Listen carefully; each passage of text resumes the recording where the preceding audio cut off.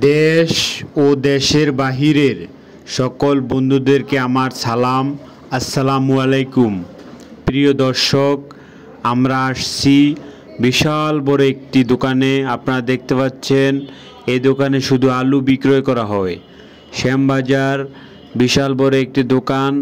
আপনারা দেখতে পাচ্ছেন আলু আর আলু, যেদিকে চোখ যায় শুধু আলু। আজ জানাবো আলুর পাইকারি বাজার। এখানে কোনো খুচরা বিক্রয় হয় না, পাইকারি বিক্রয় হয়।